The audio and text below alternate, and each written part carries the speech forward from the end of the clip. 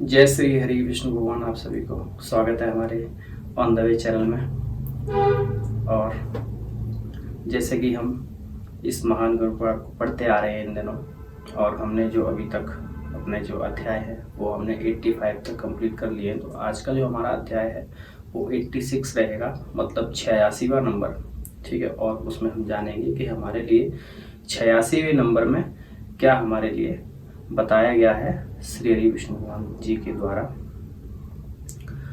चलिए, तो आइए हम अब अपने इस महान गौड़पाल को अध्याय को स्टार्ट करने से पहले हम इसमें जो दी हुई स्तुति है उसको करते हैं सभी साथ मिलके। उसके बाद फिर अपने अध्याय का आरंभ करेंगे। चलिए आइए सभी मिलके स्तुति करते हैं। तुमेव माता च पिता तुमेव बंधु च सखा तुमेव विद्या द्रविणम तुमेव सर्व। चलिए आइए, तो अब हम अपने अध्याय की ओर बढ़ते हैं और जानते हैं उस अध्याय का नाम क्या है।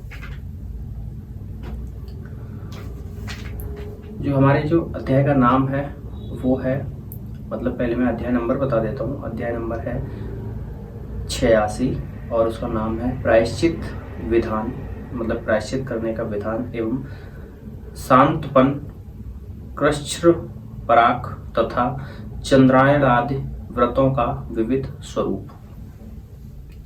तो आज हम प्रायश्चित के बारे में जानेंगे, और मैं सभी नए व्यूअर्स का बहुत बहुत स्वागत करता हूं अपने इस ऑन द वे चैनल में। और आप सब ऐसे ही इस महान गौड़पाल को सुनते रहें। और जो भी नए व्यूअर्स हैं, मैं उनसे हाथ जोड़ के प्रार्थना करता हूं कि इस चैनल को सब्सक्राइब करें और वीडियो को अपने सभी नियरेस्ट लोगों को शेयर करें, ताकि उन्हें भी इस महान गौड़पाल सुनने का मौका मिले। ये कोई भी एआई से रिलेटेड वीडियो नहीं है, कोई इसमें मतलब ऐड करके नहीं हम पढ़ते हैं और ना ही हम इसको सुनाते हैं। जो इस महान पुराण में लिखा हुआ है वही हम आपको सुनाते हैं। ठीक है,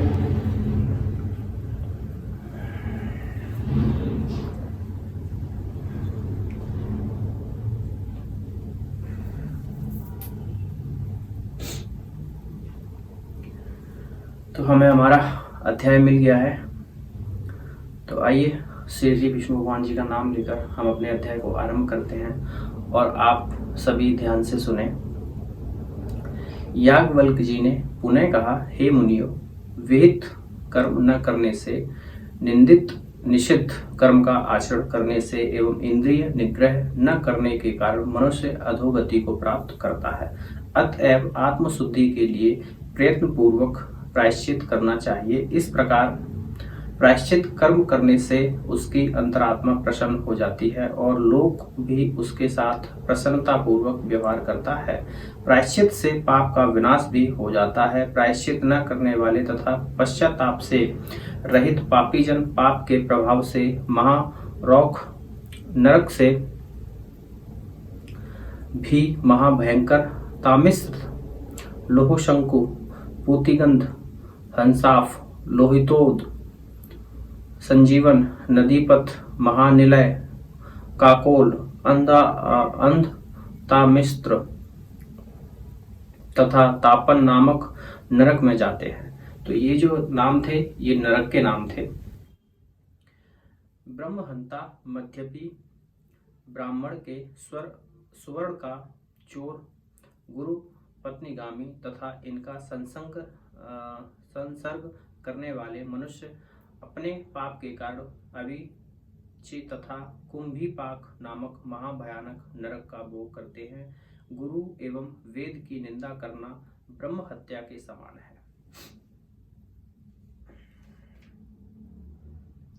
निषिद्ध पदार्थ का भक्षण, कुटिलता पूर्वक आचरण और राजस्व वाला स्त्री का अधरपान, मदिरापान नामक पातक के सदृश माना जाता है। अश्व तथा रत्नादि का अपहरण स्वर्ण चोरी के महापाप की भांति होता है। मित्र की पत्नी अपनी अपेक्षा उत्तम जाति की कन्या, चांडाली और बहन तथा पुत्र वधू के साथ सहवास करना गुरु पत्नी गमन के समान महापाप स्वीकार किया गया है। इसी प्रकार माता पिता की बहन, मामी, विमाता, आचार्य पुत्री, आचार्य पत्नी तथा पुत्री के साथ रमण करने वाला व्यक्ति भी गुरु पत्नी गामी के समान ही महापातकी होता है। ऐसा महापापी मनुष्य लिंग छेदन के पश्चात वध करने के योग्य होता है। इस प्रकार के पाप में यदि स्त्री सकाम होकर संश्लिष्ट होती है तो उसके लिए भी इसी प्रकार का प्रायश्चित विधान कहा गया है।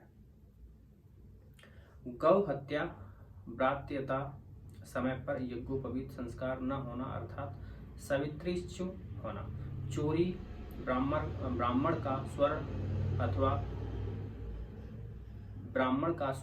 अथवा स्वर्ण सदृश अन्य द्रव्य का हरण करना, ऋण न लौटाना तथा देव, ऋषि एवं पितृ ऋण से मुक्त होना, अधिकारी होते हुए भी अगण्य दान न करना, बिक्री न करने योग्य लवण आदि का विक्रय करना, परिवेदन रुपए लेकर अध्ययन करने वालों से अध्ययन करना, रुपए लेकर अध्यापन करना, पर स्त्री के साथ सहवास, पारिवित्य, प्रतिषिद्ध, सूद से जीविका यापन, नमक का उत्पादन, स्त्रीवध, शूद्रवध, अधिचित, वैश्य तथा क्षत्रिय का वध करना और निंदित धन से जीविका चलाना, नास्तिकता, व्रत का लोभ, सुत विक्रय, माता पिता तथा मित्र का परित्याग, तालाब उद्यान का विक्रय, कन्या को दूषित करना, बड़े भाई की अपेक्षा करके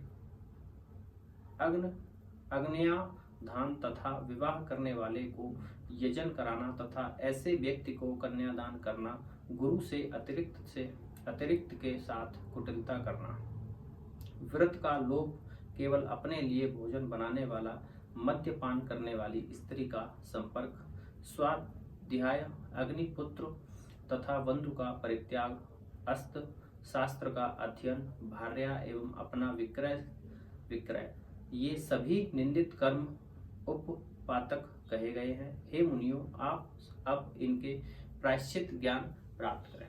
अब इसमें जो बताया गया था, ये अभी तक बताया गया था कि पाप होते हैं ये, ठीक है, कि इस तरह के इतने पाप होते हैं। अब इसका प्रायश्चित का ज्ञान प्राप्त करें। इसमें महर्षि याज्ञवल्क्य जी ने कहा है, ब्रह्म हत्या करने पर पापी व्यक्ति सिर, कपाल मतलब खर पर खोपड़ी, सिर माफ कीजिए, व्यक्ति खोपड़ी को हाथ में लेकर तथा दूसरा एक सिर कपाल ध्वज के समान दंड में लगाकर चले और भिक्षा मात्र से जीविका निर्वाहन करता हुआ अपने पाप कर्म का उद्घोष करते हुए 12 वर्ष तक अल्प भोजन कर आत्मशुद्धि करे, अथवा जानते हुए इच्छा पूर्वक ब्रह्म हत्या करने पर माफ कीजिए, इसमें श्लोक दिया गया है, लोमभ्या स्वाहा इत्यादि मंत्र के अनुसार लोम से शरीर के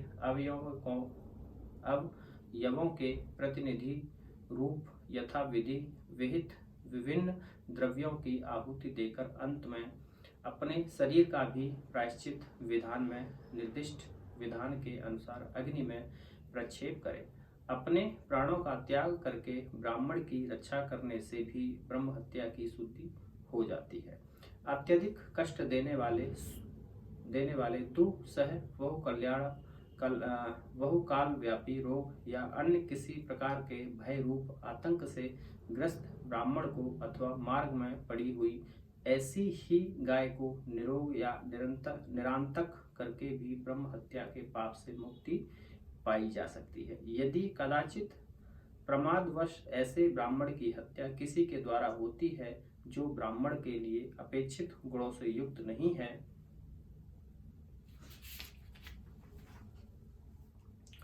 तो इस हत्या से होने वाले पाप से मुक्ति के लिए यह प्रायश्चित है। वन में रहकर मंत्र ब्राह्मणात्मक वेद का 3 बार पारायण कर अथवा सरस्वती वेद विद्या की सेवा में मतलब सरस्वती देवी की सेवा में अपना पूर्ण समर्पण करने के साथ अपना सब कुछ धन योग्य पात्र में समर्पित करके अपने को शुद्ध किया जाए। सोम याग प्रयोग में वर्तमान क्षत्रिय और वैश्य का वध करने पर ब्रह्म हत्या के लिए जो प्रायश्चित है उसे करें। गर्भ हत्या करने वाले पापी ने जिस वर्ण का गर्भ नष्ट किया हो उसी वर्ण के अनुसार उसको उस पाप का प्रायश्चित करना चाहिए। चाहिए।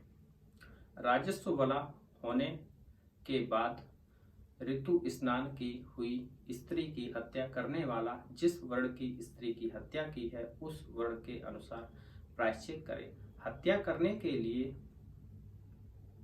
उद्यत होने पर यदि हत्यारे को उस कृत्य में सफलता नहीं प्राप्त होती है तो भी वह हत्या के पाप से मुक्त नहीं है, उसको उस पाप का प्रायश्चित करना चाहिए। सोम याग के लिए दीक्षित ब्राह्मण की हत्या करने पर ब्रह्म हत्या के लिए विहित प्रायश्चित का दुगुना प्रायश्चित व्रत करे। मदिरा पान करने वाले का प्रायश्चित अग्नि के समान प्रतप्त मदिरा एवं गौमूत्र का अथवा अग्नि के समान लाल लाल खौलता हुआ गोघृत पान एवं गौदुग्ध पान करने से होता है। और जल समझकर भूल से मदिरा पी लेने पर जटा धारण करके मलिन वस्त्र धारण कर अग्नि के समान तप्त घृत पीते हुए ब्रह्म हत्या के लिए विहित व्रत करे तथा पुनः सर्वोचित संस्कार करे, तब शुद्धि होती है। वीर्य विष्ठा मूत्र का पान करने वाली ब्राह्मणी एवं सुरा पीने वाली ब्राह्मणी पातकी हो जाती है। पति लोक से परिभ्रष्ट होकर वह क्रमशः ग्रंथि, सूकरी तथा कुतिया की योनि में जन्म लेती है। ब्राह्मण के स्वर्ण की चोरी करने वाले द्विज को चाहिए कि वह राजा को मूसल समर्पित करके अपने चौर्य कर्म का उद्घोष करे, तत्पश्चात उस मूसल के आघात से वह मृत्यु को प्राप्त हो या जीवित दोनों दशा में पवित्र हो जाता है। ऐसा द्विज अपनी तौल के बराबर स्वर्ण देकर भी आत्मशुद्धि कर सकता है। जो गुरु पत्नी के साथ सहवास करता है उसको दहती हुई लोहमयी स्त्री प्रतिमा के साथ शयन करके अपने शरीर का परित्याग करना चाहिए अथवा अपना लिंग और अंडकोश काटकर नैऋत्य दिशा में फेंक देना चाहिए और शरीर पर्यंत पीछे मुंह करके चलता रहे अथवा वह दुरात्मा 3 वर्ष प्रजापत्य तथा कृच्छ्र व्रत का पालन करे या 3 मास तक चंद्राणी व्रत एवं वेद संहिता का पाठ करके भी वह उस पाप से विमुक्त हो सकता है। गौ वध करने वाले पापी को पंचगव्य पानकर 1 मास तक संयमित जीवन व्यतीत करना चाहिए। वह गोष्ठ में निवास करते हुए गौओं का अगमन तथा गौ का दान करे। चंद्राणी व्रत करने से उपपातकों की शुद्धि होती है। 1 मास तक दुग्धपान अथवा पराख नामक व्रत करके उन उपपातकों से शुद्धि प्राप्त की जा सकती है। क्षत्रिय वध करने पर मनुष्य को 1 बैल और 1000 गायों का दान देना चाहिए अथवा वह 3 वर्ष तक ब्रह्म हत्या के लिए विहित व्रत का पालन करे। वैश्या का वध करने वाले मनुष्य को 1 वर्ष तक ब्रह्म हत्या का प्रायश्चित व्रत अथवा 100 गायों का दान करना चाहिए। शूद्र की हत्या करने पर 6 मास तक ब्रह्म हत्या का प्रायश्चित अथवा 10 संवत्सर दूध देने वाली गायों का दान दे। अदुष्ट अर्थात सुशीला सच्चरित्र स्त्री का वध करने पर मनुष्य को शूद्र वध विहित प्रायश्चित का व्रत पालन करना चाहिए।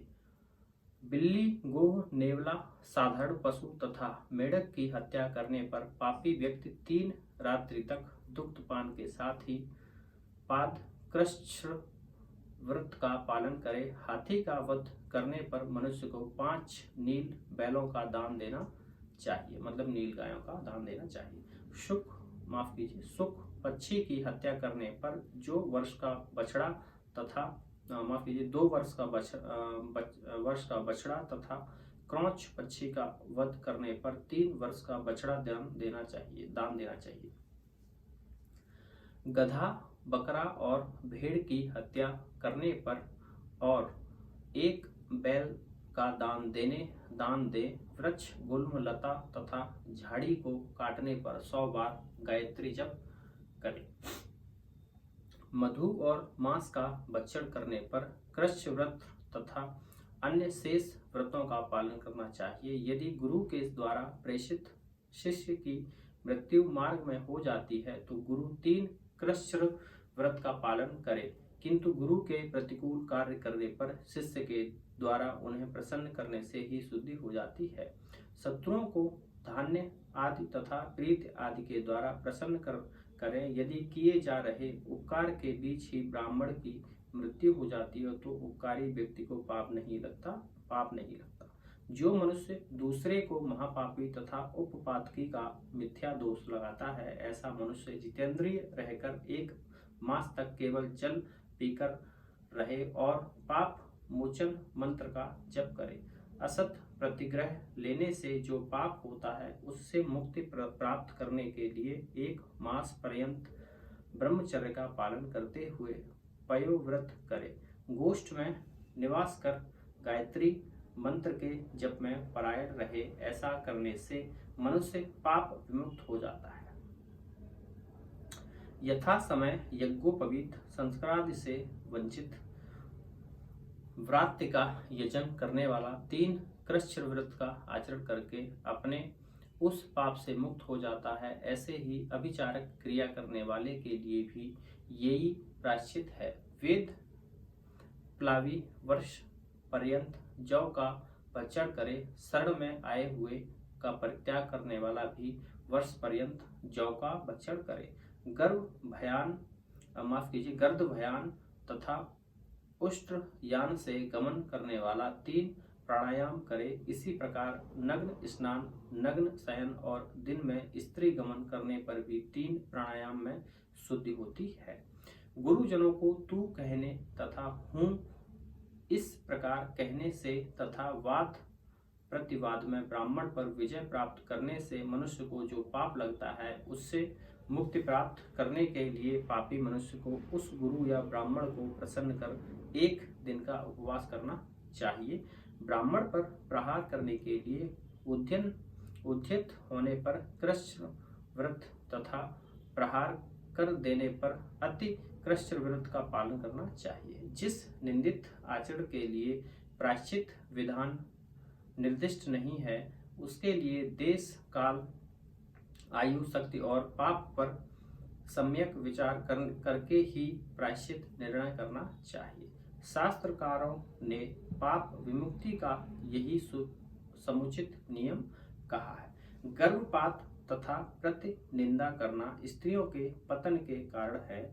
ऐसी स्त्रियां अपने दोष के अनुसार शास्त्र विहित प्रायश्चित नहीं करती हैं तो उनका परित्याग ही उचित है, अन्यथा उन्हें अपने घर में जीवन यापन के लिए आवश्यक सामान देकर रखना चाहिए। जो पाप विख्यात हो चुका है उसका प्रायश्चित गुरुजनों ने अभिमत के अनुसार ही करना गुरुजनों के अभिमत के अनुसार ही करना चाहिए, किंतु जो पाप विख्यात नहीं है उसका प्रायश्चित उसका प्रायश्चित गुप्त रूप से करना चाहिए। गुप्त रूप से किए जाने वाले कुछ प्रायश्चित इस प्रकार समझना चाहिए। ब्रह्म हत्या करने वाला पापी 3 रात्रियों तक उपवास रखकर विशुद्ध जल मतलब नदी आदि के जल में निमग्न होकर जल के मध्य मर्षण मंत्र का जप करे और दूध देने वाली गाय का दान दे तो वह शुद्ध हो जाता है। किंतु यह प्रायश्चित अज्ञान में होने वाली ब्रह्म हत्या के लिए विहित है। अज्ञान में होने वाली ब्रह्म हत्या के निमित्त यह प्रायश्चित भी किया जा सकता है कि ब्रह्म हत्या करता अहोरात्र पर्यंत वायुपान करते हुए जल में रहने के बाद प्रातः काल जल से बाहर आकर लोमम्भ्य स्वाहा इत्यादि 8 मंत्रों से 5-5 आहुतियां यथा विधान अग्नि में दे। मद्यपी एवं स्वर्ण की चोरी करने वाले पापी को जल के मध्य स्थित होकर रुद्रदेव के मंत्र का जप करते हुए 3 दिन का उपवास और कुष्मांडी ऋचा से घृत की आहुतियां देकर आत्मशुद्धि करनी चाहिए। गुरु पत्नी के साथ संपर्क बनाने वाला पापी सहस्त्र शीर्षा मंत्र का जप करके पाप से विमुक्त हो जाता है।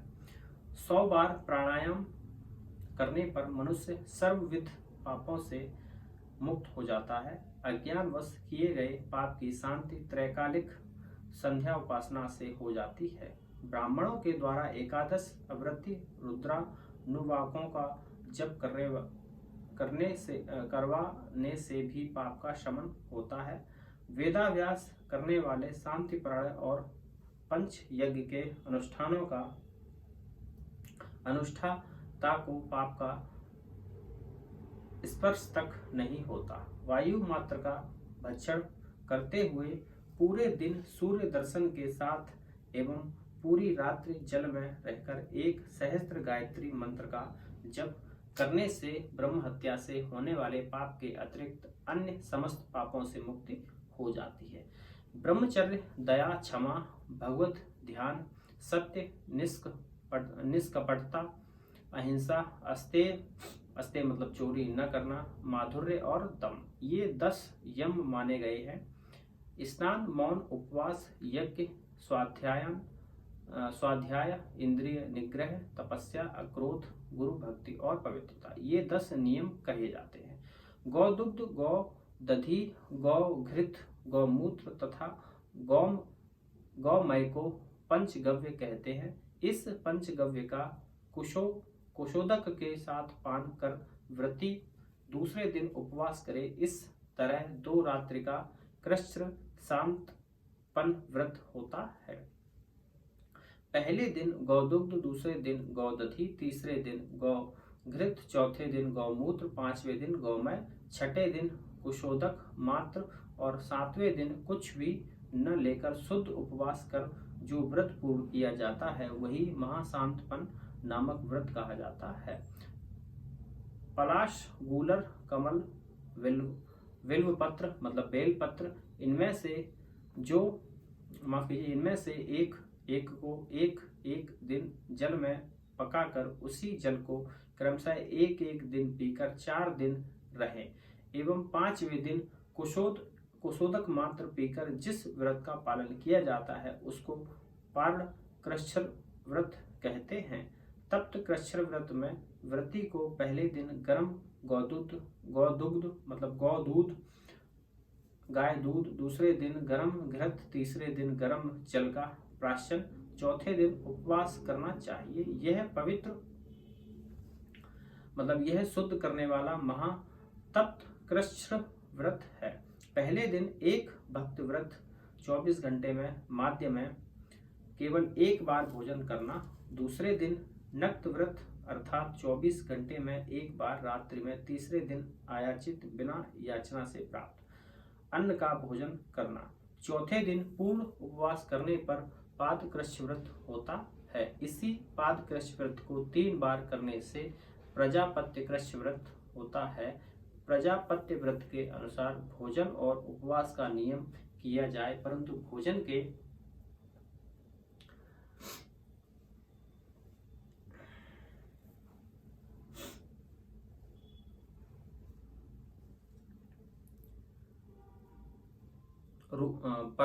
के रूप में उतना ही अन्न ग्रहण किया जाए जितना एक हाथ में आता हो। इस तरह 4 दिन उपवास करने पर अति कृच्छ्र व्रत हो जाता है। 21 दिन तक जल या दूध मात्र लेकर अति कृच्छ्र व्रत का पालन करने से वह कृच्छ्र व्रत होता है। 12 दिन पूर्ण उपवास करने पर एक पराग व्रत होता है। पहले दिन जिनमें तेल निकाल लिया गया है ऐसे तिल, दूसरे दिन माड़, तीसरे दिन मठा, चौथे दिन जल तथा 5वें दिन सत्तू का आहार कर 6ठे दिन उपवास करना सौम्य कृच्छ्र व्रत कहलाता है। इस सौम्य कृच्छ्र व्रत में बताए गए पदार्थों का एक दिन के स्थान पर 3-3 दिन तक क्रमशः 15 दिन तक चलने वाला तुला पुरुष संसर्ग का कृच्छ्र व्रत होता है। अर्थात इस व्रत में प्रथम दिन रात्रियों तक निःसृत तेल वाले तिल, द्वितीय 3 रात्रियों तक माड़, तृतीय 3 रात्रियों तक मट्ठा, चतुर्थ चतुर्थ 3 रात्रियों तक जल तथा पंचम 3 रात्रियों तक सत्तू का भोजन करके 1 दिन का उपवास करना चाहिए। शुक्ल पक्ष में तिथि वृद्धि क्रम से मयूर के अंडे के समान मात्रा वाले एक भोजन ग्रास का अधिक आहार करते हुए पूर्णिमा तिथि को यह क्रम समाप्त करके पुनः कृष्ण पक्ष में प्रतिदिन एक अन्न ग्रास का भक्षण कर क्रम से घटाते हुए चतुर्दशी तिथि को 1 ग्रास भोजन करे एवं अमावस्या को उपवास करे। यह चंद्रायण व्रत है। चंद्रायण का अन्य प्रकार यह है, पूरे मास में 240 ग्रास मात्र हविष्यात्र ग्रहण किया जाए। इन व्रतों में यह आवश्यक है कि प्रातः, मध्याह्न एवं सायंकालीन स्नान करके पवित्र संज्ञक विशेष मंत्रों का जप करे तथा गायत्री मंत्र से पिंड ग्रास को अभिमंत्रित कर उसे ग्रहण करे। जिन पापों का प्रायश्चित शास्त्रों में नहीं बताया गया है, उन पापों से भी शुद्धि चंद्रायण व्रत से हो जाती है। किसी पाप के निवारण के लिए प्रायश्चित रूप में नहीं, अपितु पुण्य प्राप्त करने की दृष्टि से जो इस चंद्रायण व्रत का अनुष्ठान करता है उसको चंद्रलोक की प्राप्ति होती है। इसी प्रकार पुण्य प्राप्त करने के लिए ही जो कृष्ण व्रत करता है वह महान ऐश्वर्य का लाभ प्राप्त करता है। तो ये हमारा जो अध्याय था, ये था हमारे पाप करने के प्रायश्चित के बारे में। कौन कौन से पाप हमसे गलती से हो जाते हैं या जानबूझ के कर देते हैं और फिर बाद में हम पछताते भी नहीं हैं या फिर हमें पश्चाताप होता है, तो उसके रूप में हमें कौन कौन से दंड मिलते हैं या हमें कौन कौन से प्रयत्न या प्रायश्चित करने चाहिए। ठीक है, ये इसमें बहुत अच्छे तरीके से बताया गया है इस महान गरुड़ पुराण में। तो आज का जो हमारा अध्याय था, ये अध्याय हो गया हमारा समाप्त 86वां। अब हमारा जो अध्याय है वो है अशौच तथा आपद वृत्ति निरूपण। तो इस अध्याय को हम अगले वीडियो में पढ़ेंगे। तो तब तक के लिए मैं इस महान गरुड़ पुराण को अभी आज यहीं पर विराम दे रहा हूँ। जुड़े रहें हमारे चैनल के साथ और प्लीज़ शेयर करें जरूर वीडियो को अपने साथ वालों के साथ, ताकि उनको भी इस महान गरुड़ पुराण को सुनने का मौका मिल सके। ठीक है, तो चलिए जय श्री विष्णु भगवान का नाम लेकर अब हम इसको यहीं पर विराम देते हैं। जय श्री विष्णु।